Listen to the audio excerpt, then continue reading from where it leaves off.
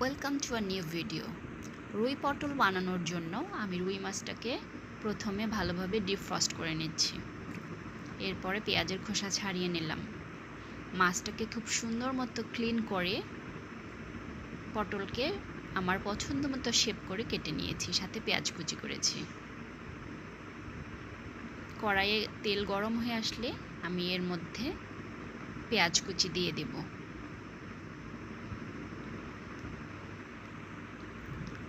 এখন পেঁয়াজটাকে কিছুক্ষণ নাড়াচাড়া করে সুন্দর মতো ভেজে নেব।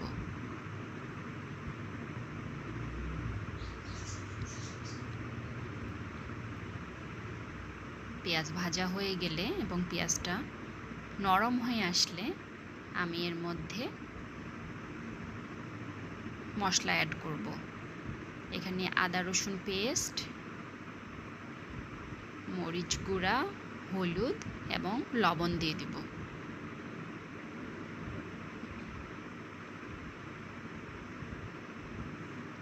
মশলাটাকে খুব সুন্দর মতো মিক্স করে নেব।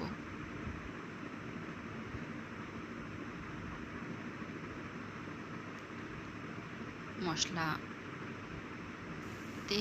সামান্য পানি দিয়ে এটাকে আরও কিছুক্ষণ কষিয়ে নেব। এভাবে তেল উপরে উঠে আসলে আমি আস্তে আস্তে সব মাছের টুকরোগুলো এর মধ্যে অ্যাড করে দেব।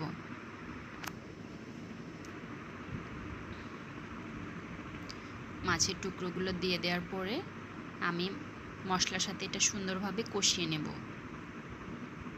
মাছ কষানো হয়ে গেলে এটা একটা প্লেটে তুলে নিয়েছি।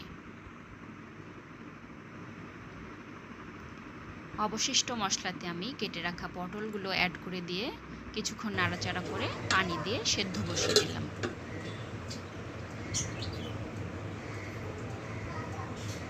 পটল সেদ্ধ হয়ে গেলে এর মধ্যে আমি মাছ অ্যাড করে দিয়েছি, সাথে 2টা কাঁচামরিচ দিলে ফ্লেভারটা খুব সুন্দর আসে। শেষে জিরা গুঁড়া আর ভেজে রাখা ধনিয়া গুঁড়া অ্যাড করে দিলাম। হয়ে গেল আমাদের রুই পটল।